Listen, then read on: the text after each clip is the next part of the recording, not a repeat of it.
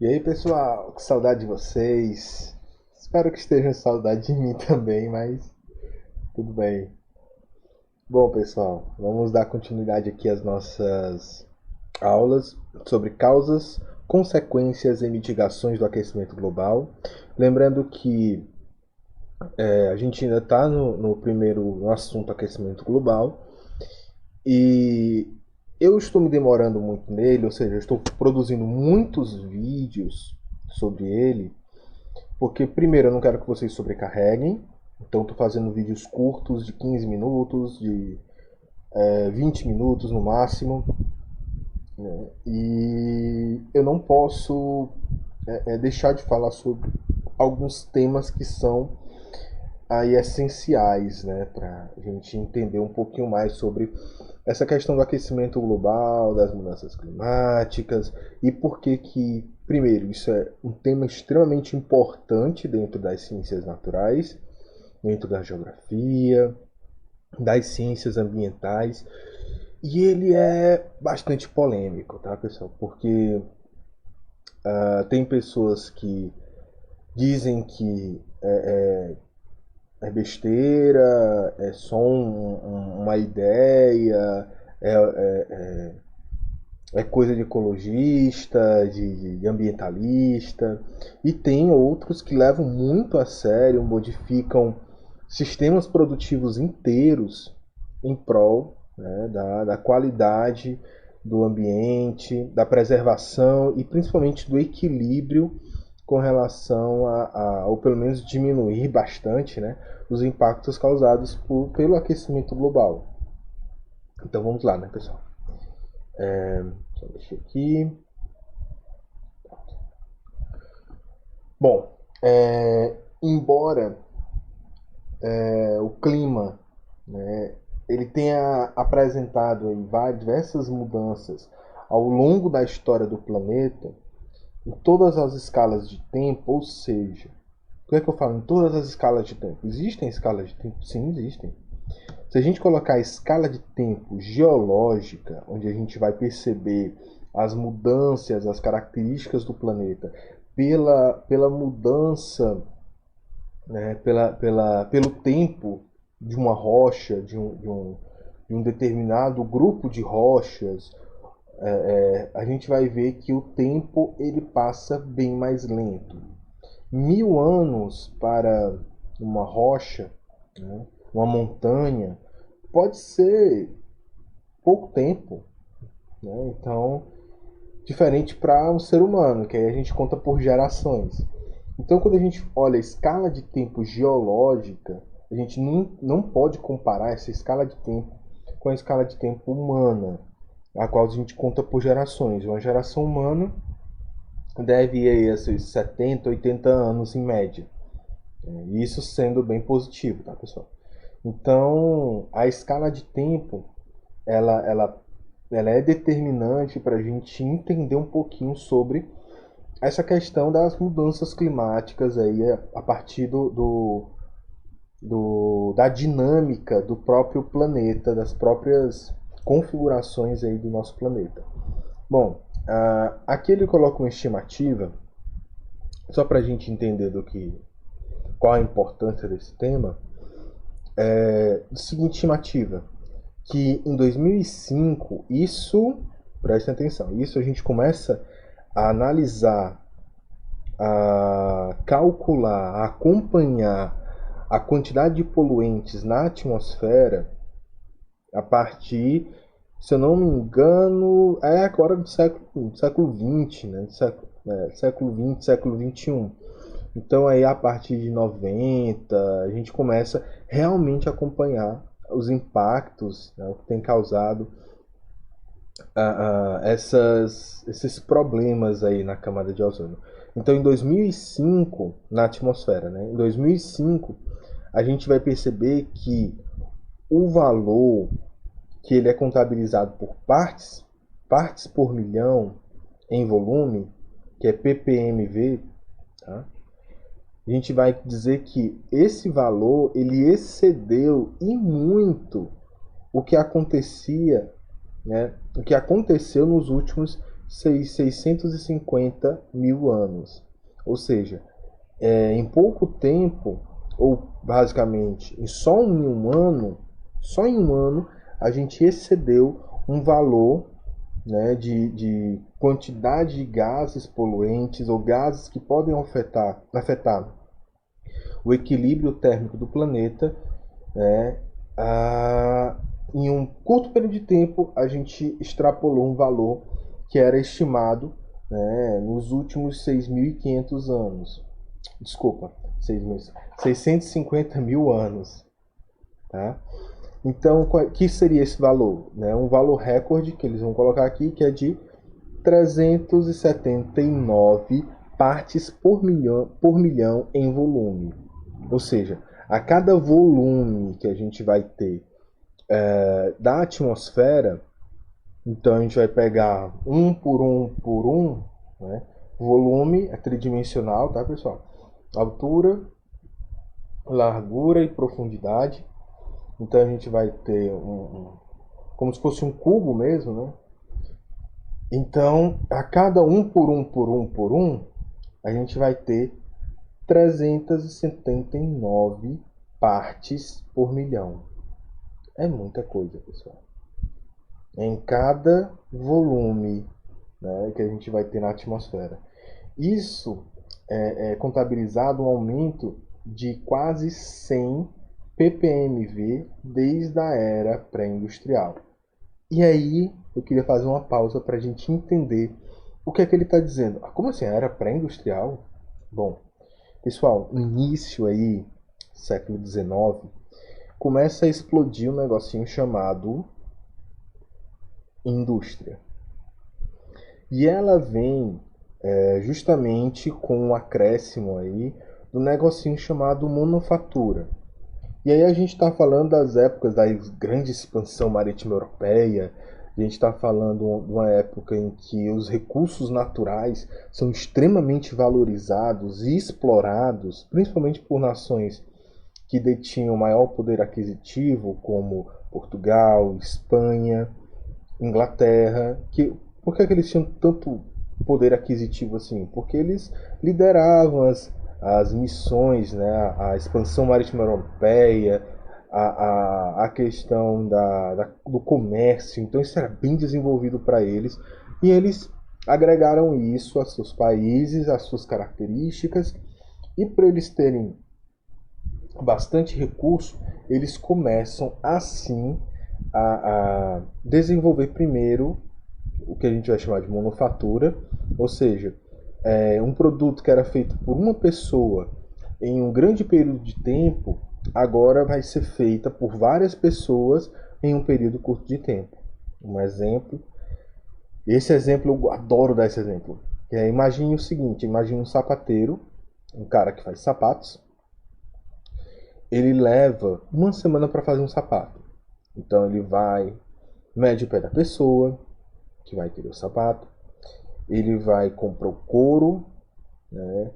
Curte, prepara o couro, né? Pinta, enverniza o couro, bota para secar. Ele vai pegar madeira para fazer o calçado. Ele pega enfim, ele pega o algodão para fazer os cadastros. Então ele vai montando. E no final, vamos colocar uma semana não, vamos colocar um mês. No final do mês, o sapato está pronto. Pintado, envernizado, a cor mais linda do mundo. E a pessoa paga pelo serviço e vai embora. Show! O problema é que a pessoa esperou um mês para que o sapato ficasse pronto. E isso é o que a gente vai chamar do trabalho dos artesãos. Então os artesãos eles tinham esse trabalho. Mas e a manufatura, como é que funciona? O mesmo processo de produção de um sapato, só que em vez de uma pessoa só ficar responsável por todo o processo, a gente vai ter várias pessoas envolvidas e assim a gente vai ter uma maximização do processo produtivo. Olha só que interessante. A gente vai ter uma pessoa responsável por fazer o corte do couro, uma pessoa responsável por preparar o couro, outra pessoa preparando já os vários moldes para fazer o solado dos sapatos. A gente vai ter uma pessoa que costura o couro, uma pessoa que prega o calçado de madeira, né? O piso do sapato, a sola do sapato com o couro, a pessoa que pinta, que enverniza e a pessoa que vende. Mesmo processo, mesmo sapato, no artesão, com o artesão, a gente vai ter em um mês, a gente vai ter a produção de um sapato. Com a manufatura, a gente vai ter o processo de, em um mês, 100 sapatos. Colocando assim, dizendo que são mais ou menos uns 20 profissionais trabalhando em prol de produzir 100 sapatos. Ou seja, eu aumentei em 100, quase 100% a produtividade, minha produtividade. Em vez de eu fazer um, eu fiz 100. Então isso é que a gente chama de manufatura. É quando a gente emprega uma atividade laboral feita de forma que muitas pessoas trabalhem em prol da produção de um produto. Certo? E aí a gente vai ter a grande variedade de produção e tal. Isso, a manufatura, a era da manufatura, é o que a gente vai chamar de era pré-industrial, tá? Só para vocês compreenderem um pouquinho. E aí a gente vai ter também, na era pré-industrial, a base da produção, que era a agricultura. Então, quem detinha terra tinha poder. Logo, Inglaterra, Portugal, Espanha, eram países que detinham muitas terras. E a gente vai ter as colônias espalhadas aí pelo Novo Mundo, pelo continente africano. Então, quanto mais terra um país tem, mais rico ele é. Porque mais potencial de produção agrícola ele vai ter.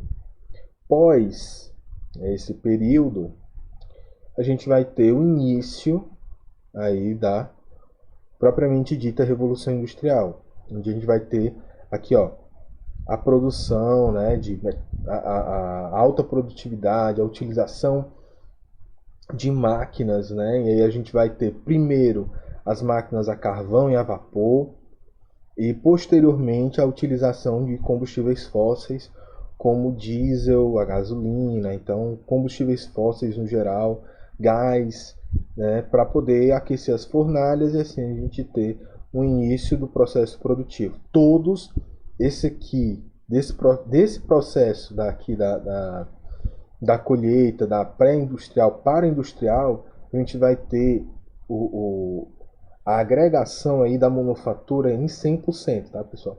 Processo produtivo industrial é manufaturado.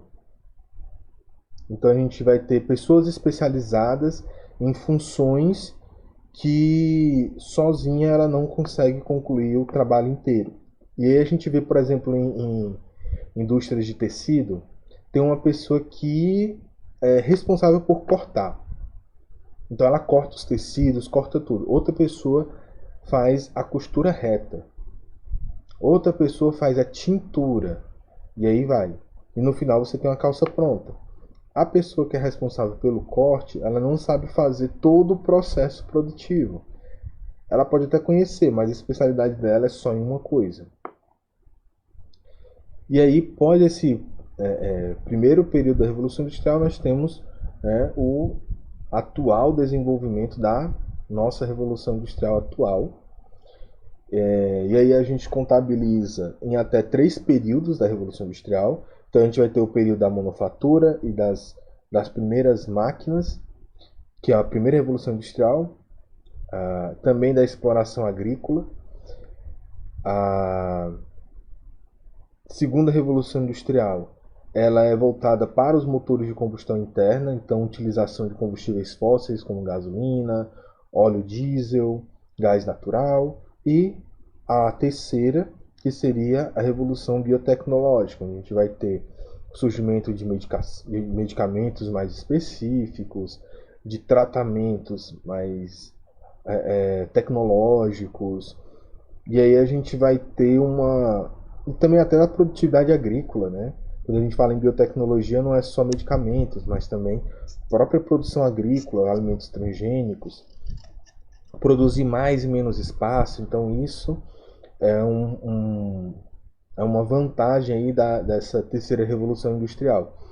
Dizem hoje que a gente vive uma quarta revolução industrial, que ela está mais ligada aí também a biotecnologia, mas principalmente com a engenharia genética, né? E também com a produção de organismos ou de tecidos sintéticos. Então, seria um novo caminho aí para a revolução industrial, né? Transformar indústrias de fármacos em indústrias de tecido humano. Mas ainda é meio ficção científica, na minha opinião. Mas realmente existe esse diálogo, existe essa discussão e está agregando aí espaço cada vez mais e está se tornando cada vez mais real, tá, pessoal? Então vamos continuar aqui. Bom, outro aspecto que a gente pode ver a partir aí dos passos que houveram diversas mudanças, né, climáticas, mudanças aí no clima do planeta, vários fenômenos naturais, a maior parte deles durante os últimos 50 anos, é atribuído, né, ou seja, esse acúmulo de poluentes, ele é atribuído, a causa dele seria a atividade antrópica, a atividade humana, certo? No entanto, é importante a gente verificar isso aqui. Apresento a vocês, né, a variação de temperatura dos últimos 4.416 anos só, tá? Então a gente vai ter aqui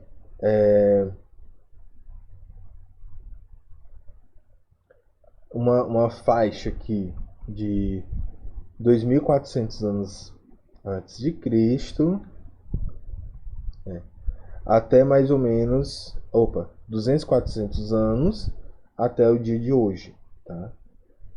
Beleza. 2.400, pessoal, desculpa. 2.400 anos até aqui o zero, que seria os dias de hoje. O que é que a gente pode ver? Primeiro, a gente está tendo um acréscimo, e aqui eu consigo ver, ó, essa linha aqui, essa seta, ela está mostrando que períodos frios, tudo que tiver abaixo dessa minha reta aqui, plano cartesiano, lembra? Tudo que tiver abaixo dessa minha reta, eu vou chamar de épocas frias, onde a gente vai ter, por exemplo, as eras do gelo, né? E a gente vai ter essa era do gelo aqui, são mais ou menos 4 eras do gelo, 5 com essa daqui que estaria para acontecer. Então a gente teria essas eras do gelo e aqui em cima a gente teria as épocas de maior índice de calor. Beleza? Então, o que é que a gente pode analisar aqui? Tem muita informação aqui, tá, pessoal? Então eu vou falando aqui algumas coisas e a gente vai frisando, tentando frisar nelas. Primeiro aqui, a gente vai ter o marco para o surgimento aqui das eras mais quentes e mais frias. A gente vai ter aqui as erupções vulcânicas. A gente consegue perceber que até aqui meados de 600 anos a gente mal tem, na época quente, erupções vulcânicas. Então torna-se um pouco mais raro. E aqui a gente tem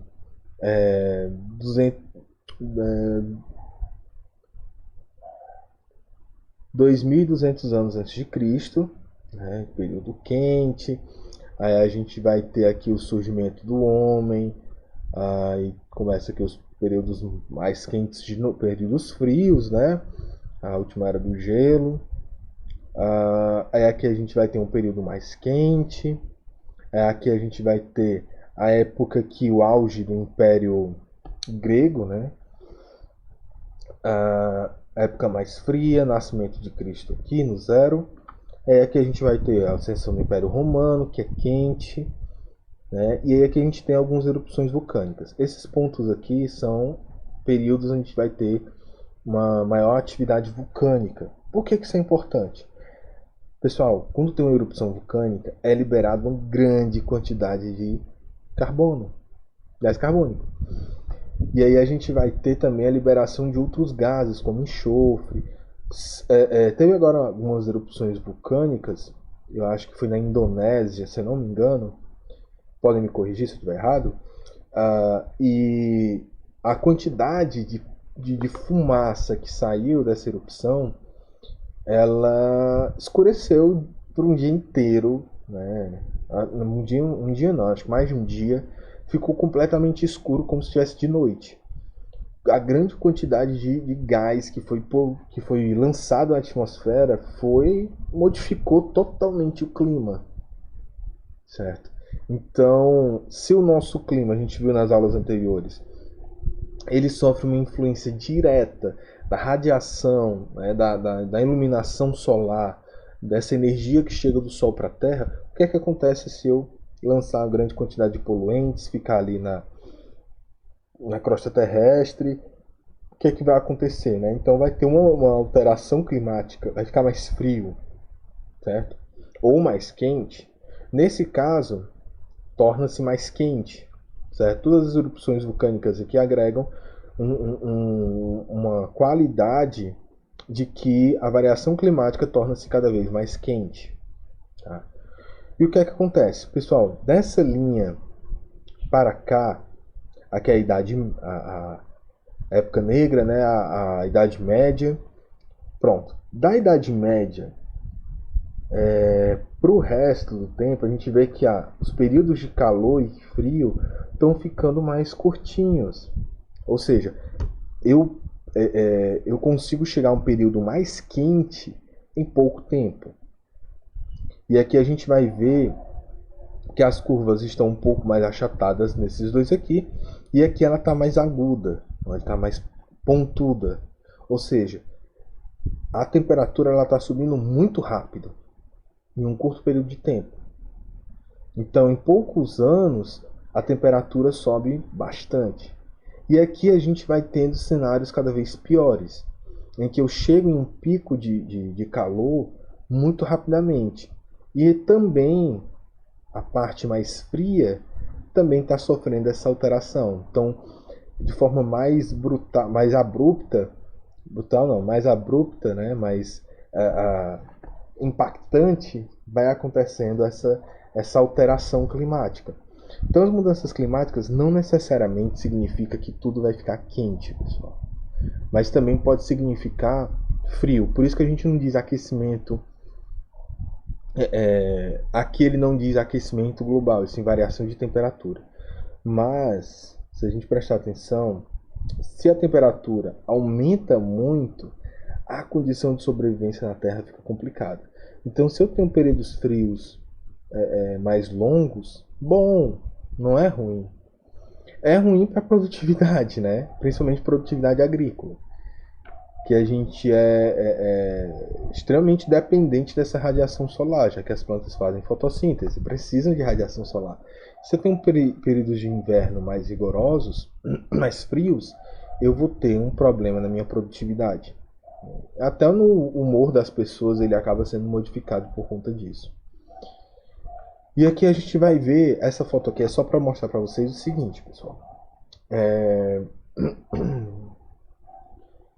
Independente do que seja, frio, desse lado aqui, ó, a terra congelada, ou muito quente, aqui a terra fervendo, esfriando, tornando-se uma massa, em todos esses casos, esses 4 casos aqui e esses 4 casos aqui, a Terra sempre tende, o nosso planeta sempre tende ao equilíbrio. Certo? Ela sempre vai ficar bem, não se preocupe. O planeta vai ficar bem, geologicamente falando, pela vegetação, por alguns animais. No entanto, o ser humano é outra história. Eu costumo dizer que o ser humano ele é um organismo extremamente específico. Nós vivemos uma certa temperatura, nós precisamos de certa quantidade de alimentos, de vitaminas, proteínas, sais minerais. Se falta isso na nossa alimentação, se aumenta a temperatura demais, diminui a temperatura demais, isso pode significar a extinção da nossa espécie, já que nós modificamos a natureza em prol da nossa sobrevivência, ou seja, nós não estamos indo de acordo com as leis naturais. Até porque nós somos seres racionais, nós entendemos que se a gente modifica o ambiente a partir das nossas necessidades, nós conseguimos sobreviver melhor. Mas se houver uma alteração brusca, né, ou abrupta nessa relação, entre natural e o não natural, né, o artificial, que é as nossas cidades, as nossas casas, são ambientes artificiais. Se houver uma mudança brusca no meio natural, o artificial ele vai sofrer as consequências mais graves. E nós, seres extremamente específicos, podemos sim vir à extinção. Então, a grande preocupação com o aquecimento global, com as mudanças climáticas no geral, é justamente isso: preservar a existência do ser humano na Terra, que é a qual é a concentração, a discussão central das ciências ambientais. Então, tudo que a gente pensa como cientista ambiental, no meu caso, né, a gente pensa na sobrevivência do ser humano. E a gente entende que o equilíbrio natural, ele age diretamente proporcional sobre a existência do ser humano no planeta. Então, se eu tenho uma alteração bruta, né, de forma rápida, de forma acentuada, como são essas últimas alterações aqui que a gente está vendo, o que é que vai acontecer com o ser humano? Provavelmente pode ser um período, né, se for mais agudo, mais acentuado, mais alta essas linhas, pode significar a extinção da espécie humana, por exemplo.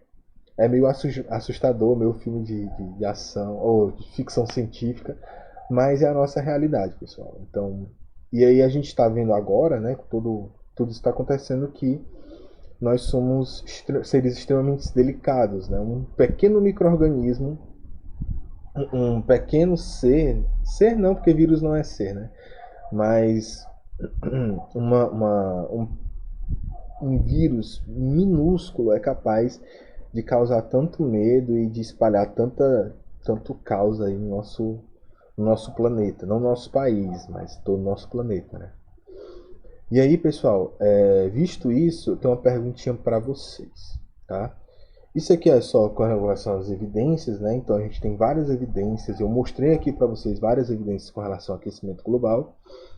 Mas uma das principais que a gente vai discutir, acho que nas próximas aulas, é sobre o derretimento, né, generalizado da neve e do gelo, vulgarmente conhecido como calotas polares. Então a gente vai ter o derretimento desse gelo. E isso pode ocasionar o quê? A elevação do nível do mar, certo? E é atribuído isso a uma condição inquestionável. Isso está acontecendo e ponto. No entanto, eu tenho uma pergunta para vocês. Bom, se a gente viu aqui que tem esses ciclos, né, a Terra fica mais fria, mais quente, né, a partir de um período de tempo determinado, se a gente tem essas alterações tão bem definidas, e a gente olha para o derretimento das calotas polares, né? Beleza. Mas se na natureza as coisas tendem a variar por temperatura entre períodos mais quentes e períodos mais frios, o derretimento dessas calotas polares, né, do gelo, da neve, ele não pode ser uma prova fatídica assim, do aquecimento global? Realmente pode ser. Se a gente estiver entrando num período mais quente e as calotas polares estarem derretendo, isso não pode ser simplesmente um processo natural do planeta? Ou isso realmente é um produto aí do aquecimento global e a gente deve se preocupar? Então eu queria que vocês pensassem um pouquinho nessa pergunta. De preferência, lessem alguma coisa. Eu vou ver se eu deixo para vocês material de leitura. E a gente se vê na próxima aula. Até mais, pessoal.